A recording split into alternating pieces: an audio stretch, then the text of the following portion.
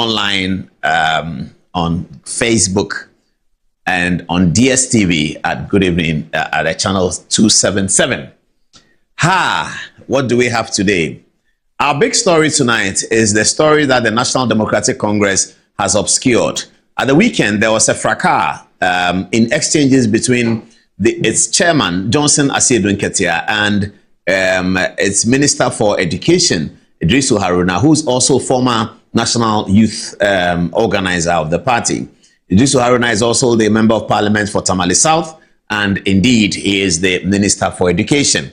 We have noticed that since yesterday, media have not discussed this matter in detail because, as we have understood, the NDC says its communicators should not discuss it, and they have also maneuvered to make sure that nobody discusses it.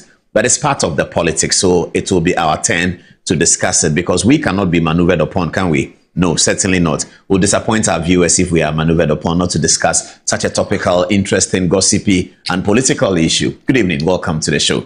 So tonight we have a full editorial on the Johnson Asiedu-Nketia matter. The editorial goes a bit beyond Johnson Asiedu-Nketia. We go deep into our political science notes and to give you the history of how some of these local politics have occurred, how people can navigate from party chairman to become party presidential.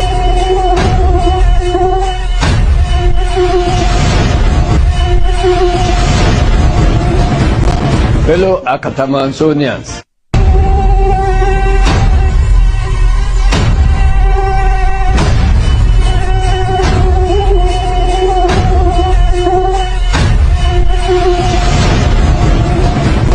fellow Akatamansonians,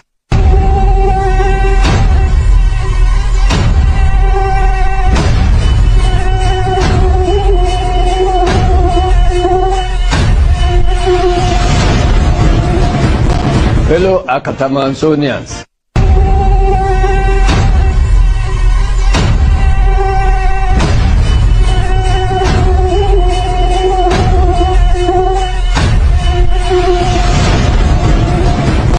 fellow Akatamansonians, fellow Akatamansonians. So Johnson Asiedu-Nketia broke the bottle. He broke the bottle in Haruna Idrisu's constituency.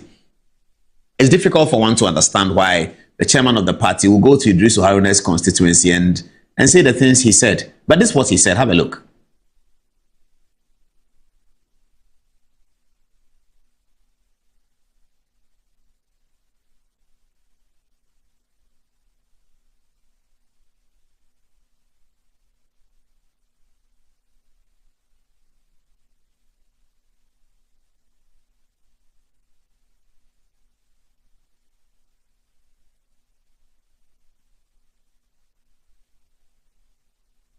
We have to change the forward line of parliament. Otherwise, it will be difficult for us to win elections. President Mahama disagreed with me, but I said that, look, you have elected me as chairman of this party. I am the coach of the party going into the election. So let me make the changes that will win us the election. When we win, we all enjoy together. And I said that we have to change the forward line of parliament.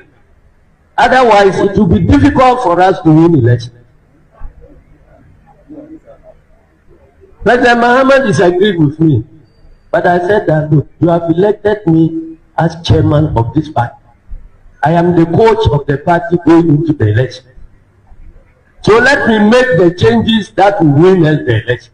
When we win, we all enjoy it. Few things Asiedu-Nketia said, but it's all in our editorial. We won't talk much about it. We analyzed in the editorial. He said he made the decisions. President Mahama disagreed, blah, blah, blah. You heard everything. Let's look at Idrisu Haruna's response. So this video you just saw was Asiedu-Nketia speaking in Haruna Idrisu's constituency and wanting to explain the circumstances under which Haruna Idrisu was removed as leader of the NDC in parliament.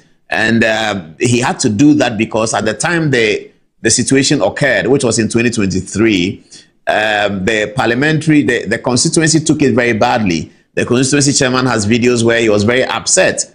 And so constituency members were quite upset. And so now he's gone with his thank you tour there. As somebody said, it's a campaign tour And so he's looking for their votes to become the next chairman and subsequently the next presidential candidate. So he had to kind of explain what happened. And this is what he did. This is Haruna Idrisu's response. On the same day, speaking in another part of the northern region, Upper West, in the presence of President Mahama and other important NDC actors. Have a look. I recall when President came for his thank you tour, not the other thank you tour, the proper thank you tour of President Mahama. Proper thank you to President Mahama as President Flagbearer. What cannot be said, Mr. President? We can say it. A proper thank you of President Mahama, not the curtain raiser one. I recall when President came for his thank you tour, not the other thank you tour, the proper thank you tour of President Mahama. Proper thank you to President Mahama as President Flagbearer. What cannot be said, Mr. President? We can say it. A proper thank you of President Mahama, not the curtain raiser one. So you heard it. So this is sort of the context for our editorial. It's about 21 minutes long. We put some of the pieces on social media already. We recorded it here last night. And have a look. This is our conversation about the entire Ndc episode. So viewers, now we see what has happened. We've seen what has happened with the Asidun Ketia conversation. Now, all what is happening is that Asidun Ketia, the chairman of the NDC, is inexperienced. That's why he's having the problems he's having. We saw the videos from the north. We're going to show it to you when he spoke in Haruna Idrisu's constituency, Haruna Idrisu's response, Muntaka's response. It's all because Johnson Asidun Ketia is completely inexperienced. I know it's difficult to take this information that Asidun Ketia, who has been a deputy minister since Rawlings, he has been for maybe 5 or 4 terms general secretary of the NDC, 1-term chairman of the NDC. How do you call such a person inexperienced? But yes, he's inexperienced. Politics has different facets, you see.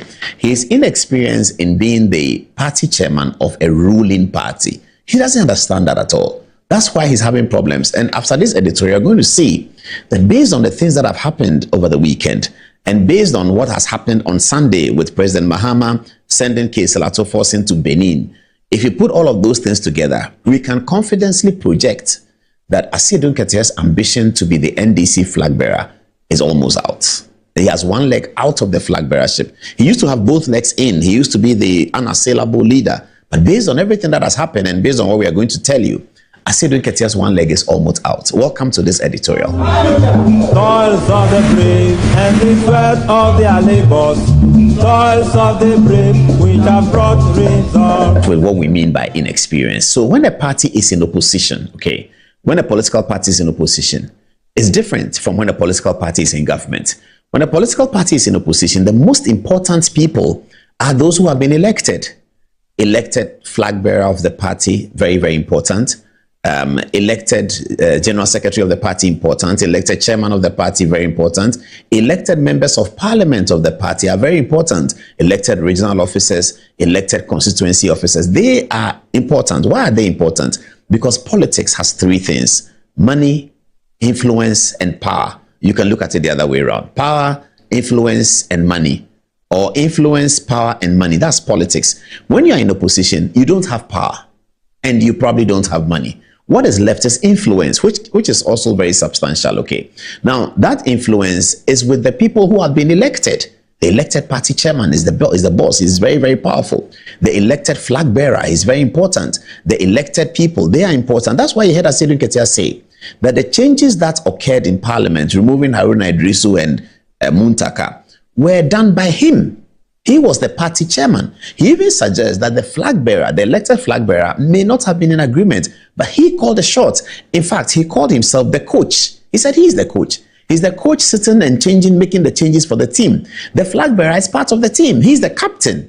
And then the rest play. And he's the coach as party chairman in opposition. So we really have to understand that. In opposition, the most important people, like you see the MPP today, the most important people in the MPP carrying and holding the influence are those who have been elected. Elected party chairman when they elect in September, elected regional officers, regional chairman and his people when they elect in September, elected constituency officials, some of whom will be elected soon, elected polling station executive. Everybody who is elected carries influence in an opposition party. It's not the same for a government party. I'm going to explain why. When you become government, from an opposition party to government, you are the party chairman, Johnson Asiedu-Nketia. You carry the most influence in opposition. In government, you don't. Why do I say so? So in government, you have Jubilee House. Okay. Jubilee House holds the president, the vice president, the chief of staff. These days, you can add secretary to the president. They are controlling influence. They have more influence than the party chairman. They have more money than the party chairman, and they have more power than the party chairman. The three move together. So if you are party chairman, you are not the president. He holds executive authority of the whole country. He shares that with the vice president. The chief of staff instructs ministers who also share the president's executive power. The secretary to the president is always with the president and is making important decisions. So all of them are more powerful than the party chairman. It hasn't ended there. When you move from Jubilee House in Kanda, there's a huge edifice sitting in Kanda called Ministry of Finance. That's another major power block. It holds the Minister for Finance and Economic Planning. He controls the money and he reports only to the president. He doesn't report to anybody else. He reports only to the president. He's the president's wallet. He's holding the president's wallet. You can think of it like that. That wallet is for the president. That is why when they present budget to parliament, the budget is in the name of the president. It's only the finance minister presents it. The president can present it himself if he wants. He can ask the vice president to present it. You remember, Akufo-Addo asked the majority leader, Chief Bonsu, to present the budget, and he did. Anybody, the president can ask any official to present the budget because that budget is the president's budget. The Minister for Finance responds only to the president. He does not respond to party chairman at that time. There may be deputy ministers of finance who are also holding authority, chief directors, all of that. Political actors in the Ministry of Finance are more powerful than the party chairman. Move away from Kanda, where you have the Jubilee House and the Ministry of Finance, and come across in Accra to Northridge. You will find another edifice there. It's called the Central Bank. The Bank of Ghana is also occupied by political actors working towards the president. They control the money. They control monetary policy. They have power. They have money, they have influence over the party chairman. So party chairman, you are not there. You are not there at all. And then you come to all the other powerful ministries, Ministry of Energy, Communication, Foreign Affairs. All of those things will tower above the party chairman. But the party chairman still has some respect. So if you want to ask me, the question is, what is the role of a party chairman when the party is in government? The role of a party chairman when a party is in government is a lobbyist role. You lobby. You lobby for yourself if you want. You lobby for people. You lobby for contractors because you have influence. In Fanti, I think they call it sympathy. You are an elder. You don't have real power, but you're an elder that people respect. So you walk into Jubilee House at 11 o'clock in the morning. Everybody will be saluting you. Oh, party chairman, party chairman. What are you looking for? I want to see the old man. You climb upstairs to the 4th floor. The old man secretary sees you. Oh, party chairman is here. You go to president. Oh, a party chairman is here to see you. President will say, oh, let him come, of course. You go to see president, you are going to lobby.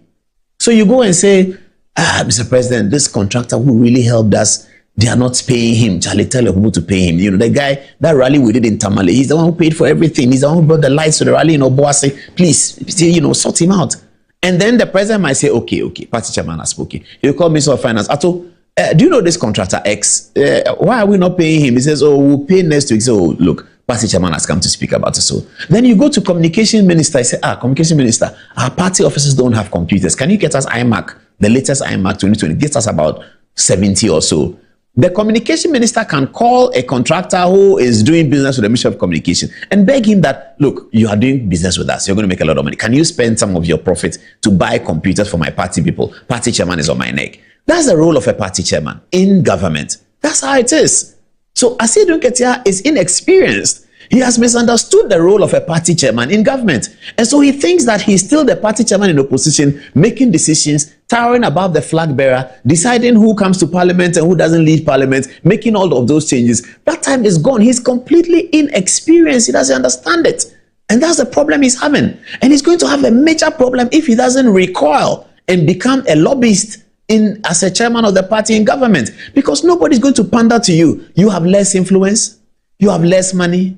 You have less power. Who's going to talk to you? That's the problem. Asiedu Nketia is inexperienced, very, very inexperienced in handling party chairman of a party in government. Now, the other thing that is disturbing for Asiedu Nketia is that in this Fourth Republic, there's been only one candidate who has wanted to be presidential candidate, who has been on the opposite side of the Jubilee House or the castle and has won.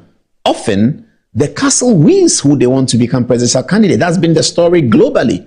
Whoever they want to be the next candidate, he wins. If you go to the famous story of England in the 90s, when they pushed Margaret Thatcher out, Margaret Thatcher didn't want Michael Heseltine. Everybody wanted Heseltine. Margaret Thatcher wanted John Major. John Major became the prime minister. That's how it works. It's only Addo Dankwa Akufo-Addo who in 2007 was able to fight off a very major uphill task from the castle against Kufuor and Alan Chemate, and he won. But even look at the victory he won. It was short of a second round. But Akufo-Addo was that powerful. His mobilization skills were so strong. And Akufo-Addo had been a national organizer of the party. So that was a really different kettle of fish. And he had a lot of support. So he's the only one in the Fourth Republic and perhaps in long history who has been able to achieve that. If the president doesn't want you to succeed him, half the time, 70%, 85% of the time, you will not succeed him. Asiedu Nketia must get that very clear. So if you want to be presidential candidate of a party, the first vote you have to win is the vote of the sitting president. If you can't get the vote of the sitting president, my brother, forget about it. You're not going anywhere. You can be the biggest of anything. You have to be an Akufo-Addo to be able to ignore the vote of the sitting president and still win. And it was that Akufo-Addo episode that now changed constitutions of political parties in Ghana, where more than 2,000 people are voting for the presidential candidate because they're trying to reduce the influence of presidents, but it hasn't been reduced. Akufo-Addo stood for Bawumia and he won it. The other thing we have to talk about is this before we get to the videos. When you look at the political trajectory, to be party chairman is a different path from being presidential candidate. Asiedu Nketia must get that very clear. So it's like a road, okay? Or a train that is one way and then branches out into two ways. That's how the political journey is. We all start at the same place and then you branch out into executive government or you branch out into party. So you look at the likes of BJ Darocha from 1992. Darocha doesn't want to be presidential candidate. No way. He could have, if he wanted to contest in 1992 as a flag bearer to challenge Edugbo Ahin, Darocha would have been formidable. But he doesn't like that because we are all different. He doesn't want to be presidential candidate or president of the country. He wants to run the party, so he wants to be party chairman. Odoi Sykes, Peter Ala Ajete, all these people, A.A. Munufi, Alhaji Isifu Ali, Kwabena J, they don't want to be presidential candidate at all. They just don't want to be. So they go the path of the party. So if you go the path of the party, you cannot then come around and say that now you want to be presidential candidates. You can't do that. So look at MPP today. You see the likes of Samuel Oku and these guys. Samuel Oku started as the party. As Akufo-Addo was national organizer before, Samuel Oku started as the party. Samuel Oku has decided that he wants to cut another path. He wants executive government. So he does an executive position at NLA. He goes to parliament. If MPP comes to power, he wants to be a minister. And then he will cut his path from there. He's not going back to be general secretary of the party. No, that is gone as far as he's concerned. Kojo, Ponkroma, and all these are friends. They don't want to be party executives.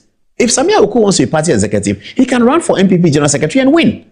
But that's not the path. He's gone onto the executive path. You decide where you want to go.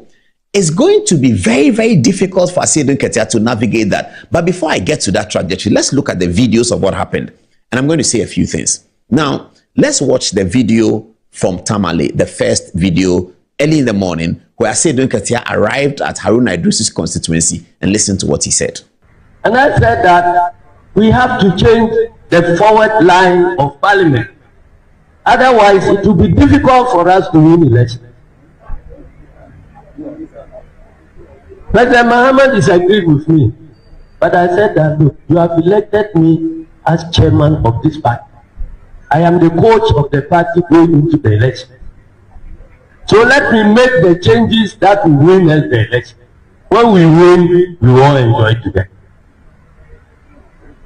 Since I made that change, I say my brother Haruna sit somewhere. The other guy, Muntaka, you also sit somewhere. Let people come, new people come, and you sit on the bench and watch. There was hell. And people started thinking that somebody who has been my friend for more than 20 years has certainly become my enemy. I said, how can Haruna become my enemy? He cannot become my enemy. But I am a coach, and I must watch how our opponents are playing, so that I also arrange my things for us to be able to win. When we did the arrangement, we went into the election. The victory that NDC got in 2024, have you seen any such victory in Ghana since the beginning of the Fourth Republic? We won. After winning, I told President Mahama that we cannot ignore Muntaka and Haruna in the setting up of our government. So they need to be given big positions. President Mahama agreed, and they gave them big positions. And we are working together. So if you are in Tamale here, and you are forming groups, Haruna group, Asedun Katia group, and so on, it is not our case. It is your case in Tamale here. So now you see, Asedun Katia is being credited with a lot of wisdom. But on this occasion, the wisdom eluded him completely. It departed from him. How do you go to Haruna Idrisu's constituency? And this matter that is dead and buried, and NDC has won a great victory. Everybody's excited about the victory. This matter is dead and buried. And then you go and resurrect the matter. And you don't resurrect it by apologizing. You resurrect it by telling the people of Tamale South that if you hadn't made those changes, perhaps the NDC would have not won an election. That's an anathema. That's a cardinal sin. You can't do that. That's no wisdom. That's empty wisdom. You can't be a wise man, or you are touted as a wise man, and then you go and do this. You go and sit in Haruna Idrisu's constituency, and Haruna Idrisu is a tower in the NDC as far as the North is concerned, and even globally. You go to his constituency, he's not there. And then you tell them that if I didn't remove your brother, we wouldn't have won the election. This NDC election, which is the biggest in the history of the Fourth Republic, cannot be said to have been won by only one aspect. And you see, if you look at President Mahama's appointments, you see that he had recognized that. So appointments have gone to civil society, appointments have gone to journalists, appointments have gone to people who are non-core to the NDC agenda. And these appointments have gone because the president has recognized that the victory that he got and the victory that the NDC got was a victory made of many strands. It wasn't a victory because Asedun Ketia did this, or John Mahama did that, or Sam George did this. Many people contributed. So all of those aspects of people who contributed have been recognized in the appointments that the president has given. Now, if you're a wise chairman of a party, even if you look at the appointments president has given, you will not go and make that preposterous statement that it was because of your decision to remove somebody. That is why the party won. That if you hadn't removed them, the party would have lost the election. I mean, that is the lowest. I can't see how anybody who is described as a wise man will go and say something like that. But Asedun Ketia said it. So on that score, he completely failed. You are telling people that your boss, your guy, the guy you adore, the guy who looks after you, and then you come back and say, then I got him a ministerial position. Are you the president? What are you talking about? He is misunderstanding the transition from a party chairman in opposition to party chairman in government. He's completely botched it. It's completely botched. I don't think he can even recover, but maybe he can. I don't know. But it's botched. It's really, really botched on Asedun Ketia's side. It's very complicated, isn't it? Then Haruna Idrisu responds. Now, I'm going to show you a few things about Haruna Idrisu's response that are very critical. First, let's watch the response. I recall when President came for his thank you tour, not the other thank you tour. The proper thank you tour of President Mahama. Proper thank you tour of President Mahama. As President Flagbearer. What cannot be said, Mr. President, we can say it. The proper thank you of President Mahama. Not a curtain raiser one. You heard Haruna Idris's response. Now, viewers, there's something that I think many I've been sharing with friends over the weekend as we're watching football and all that. But it's something I think you haven't noticed. I'm going to show you the video again as I talk in slow motion. Now, you will see that whereas Haruna Idrisu seems to be referring to President Mahama, the video doesn't show President Mahama. But if you look at the empty chair that you are seeing, President Mahama is sitting right next to it. But the video did not want to show President Mahama. Do you know why? Because this Haruna Idrisu statement is not just about Haruna Idrisu. It's a video orchestrated by many, many powerful people who do not like Asiedu Nketia and do not like this thank you tour he's doing. We have spoken about the thank you tour many, many times. And this thank you tour he's doing is not necessary. How can you not be on the ballot? President Mahama has done a thank you tour, and then you're also doing a thank you tour. And Haruna Idrisu puts it fairly and squarely. Now, what about your thank you tour?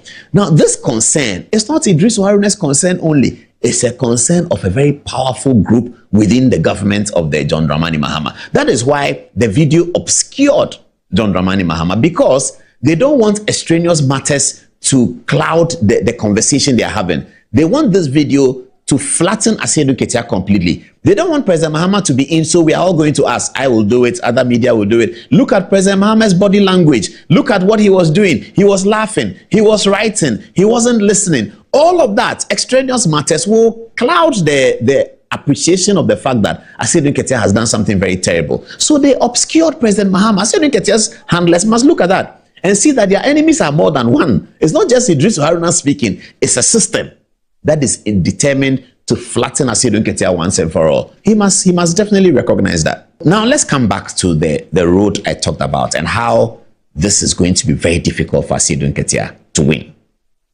So people who chart the chairmanship course, they go chairman. If you look at the Chinese Communist Party, in the communist societies, the president is also the chairman of the party. Kwame Nkrumah, the first president of Ghana, was also the chairman of the CPP. They call it the Central Committee. He was chairman of the Central Committee. They don't have party chairman and president. No, they are in government. And the CPP was formed almost in government. And so Nkrumah had been there from 1951. And he had always been chairman of the Central Committee. The CPP was formed in 48. The next election was 51. They won it. And they won the elections all through till Nkrumah died. And so the Central Committee, which is the main party, Nkrumah was chairman of the CPP Central Committee. He didn't have a chairman. Because when you are in government, it's complicated to have another person who, the Chinese party, their boss, Jinping, he is also the chairman of the Chinese party. Chairman Mao, who founded all of these Chinese Renaissance, was the chairman of the party. And he was a president as well. So that doesn't happen in the Western world, in the democracy that we have inherited. Americans, there's a chairman of the Republican Party. You don't know him. He's there, but you don't know him. Donald Trump is the powerful one. I'm sure there's a chairman of the Conservative and Labour parties. You don't know them because the powerful one is the Prime Minister, isn't it? Now, Johnson Asiedu Nketia then navigates chairman. So what's going to happen from what our research has showed us is that the system against Asiedu Nketia is going to work such that Asiedu Nketia will probably be the only person on the ballot for the September elections to retain his seat as the NDC chairman. He's definitely going to win, but he'll be the only one on the ballot. He'll win handsomely. He'll win 100%. Now then the question will come, how he navigates himself as an elected second-term chairman to now metamorphose and cross the train, jump over the train into the presidential candidate lane to make himself the presidential flag bearer of the party is an uphill task. It's almost unsurmountable. All the NDC lawyers are going to come after him.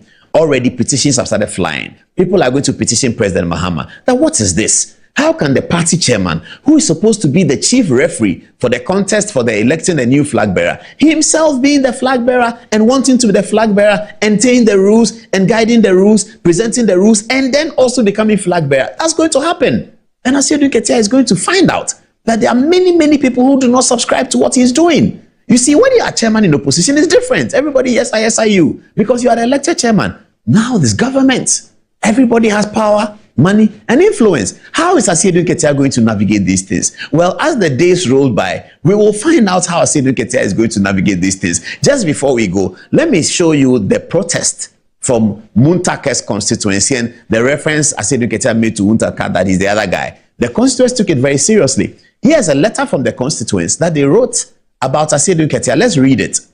The concerned constituents of Asawase have watched with utter disgust and disappointment the video circulating from the national chairman of the National Democratic Congress, Johnson Asiedu Nketia, during his thank you tour in the northern region. We acknowledge the chairman's rights, blah, blah, blah. Okay, let's get to the important part. To refer to a man of Honorable Muntaka's stature, a former chief whip, a seasoned legislator, and now a sitting minister of state as simply the other guy is not a slip of tongue. It is a calculated act of belittlement that we, his constituents, reject in the strongest possible terms. This remark is not only insulting to Honorable Muntaka personally, but is a direct insult to the over 200,000 people of Asawase who have consistently voted for leadership, competence, and dignity. It suggests that the chairman sees our chosen representative as an afterthought. We find this astonishing from someone who holds the highest office in our party. Furthermore, Chairman Asiedu Nketia attempts to justify the removal of those experienced leaders does not grant him the license to descend into personal disrespect. Politics may be a game of numbers and strategy, but basic human respect is non-negotiable. Therefore, we the concerned citizens say as follows, that he should retract immediately, and then in 48 hours you retract. Otherwise, he should not consider Asawase as part of his campaign. This is the battle that Asiedu Nketia has brought upon himself. Let's see how he navigates this. For our money, we think that based on this, his situation is going to be very, very, very difficult.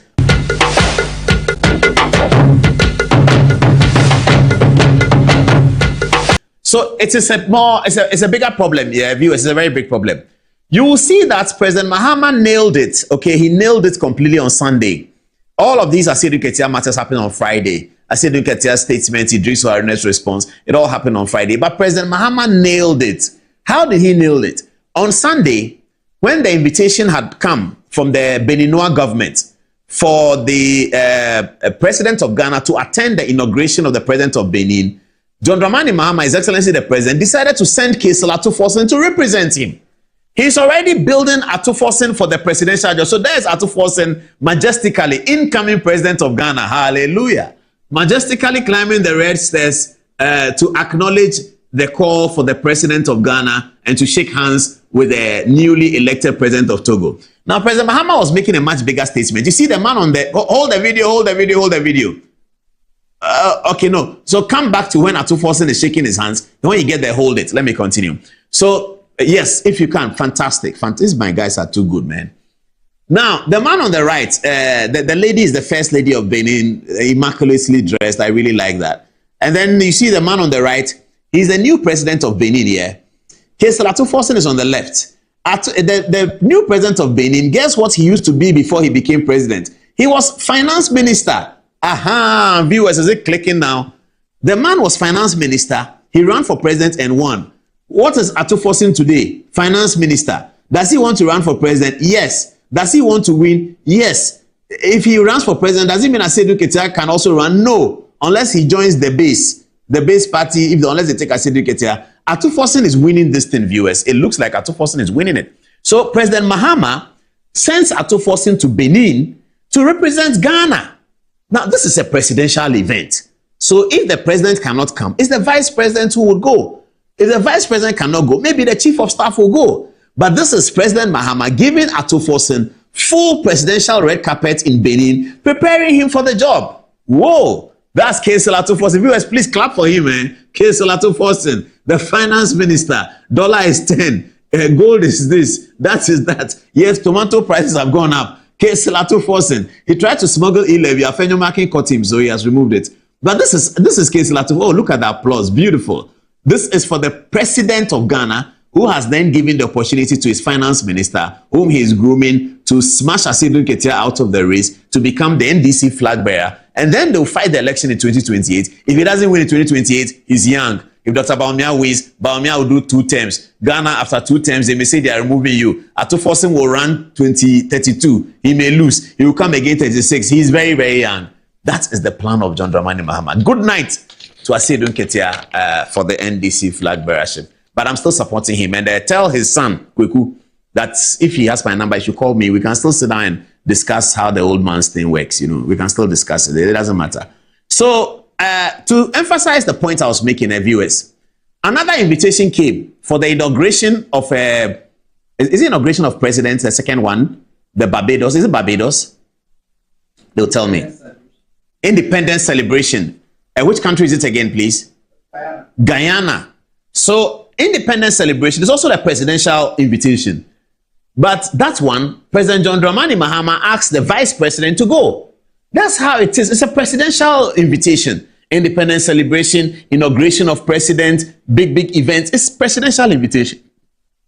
When we are inaugurating our president, we invite the president of Cote d'Ivoire. We don't invite the finance minister of Cote d'Ivoire. We invite the president of Nigeria. We don't invite the finance minister of Nigeria to come for presidential inauguration. That's not what we do. Presidential inauguration is for an invitation for president. But the president decided that I'm grooming my finance minister, so I to come. Go to Benin and represent me. You start getting a feel of this presidency thing, and you see how majestic he was walking. This is going to be very interesting. Tell Asiedu Ketia that it's almost out. It's almost good night. It's almost certainly good night for him, because as I said, the first vote that Asiedu Ketia has to win is the vote of this man, John Dramani Mahama.